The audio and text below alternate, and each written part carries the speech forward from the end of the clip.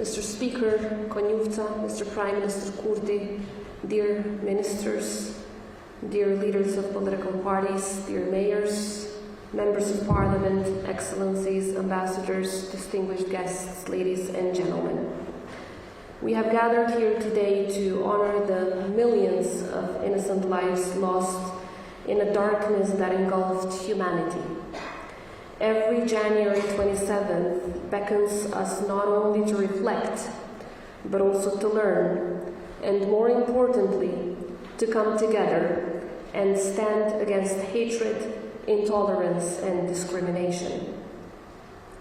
During the Holocaust, millions endured unspeakable horrors and genocide.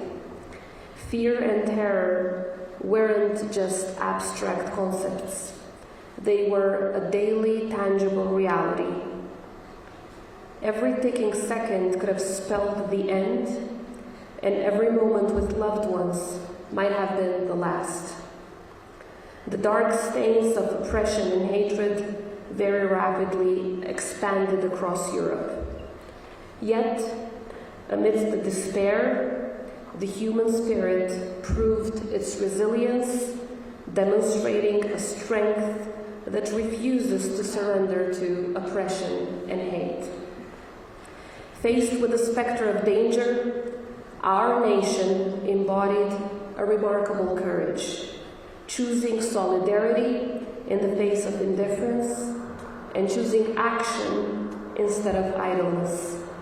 Against overwhelming risks, our people did not choose silence in the shadow of injustice.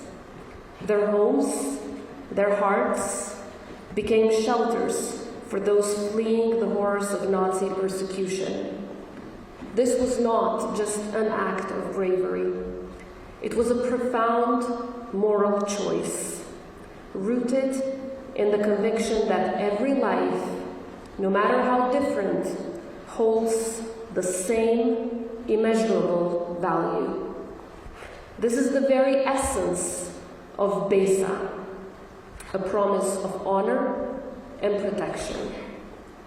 This was an act of heroic defiance against the darkness of the times, as across cities and villages, Albanian families stood up against the tide of oppression and genocide.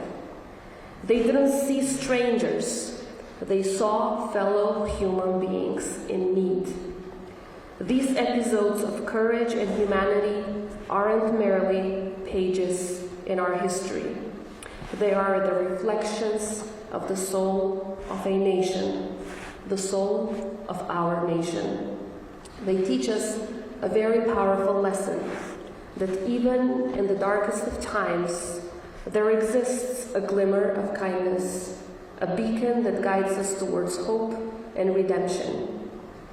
So today, as we remember the 6 million Jews and all the victims of the Holocaust, our collective conscience reaffirms a shared pledge, a pledge to never forget, a pledge to ensure that history never repeats its most grievous errors. The Holocaust did not begin with violence.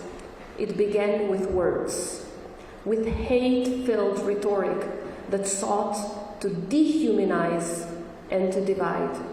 In our time, as we witness a resurgence of hateful rhetoric across the globe, we are reminded of our joint duty to stand against hate in all its forms.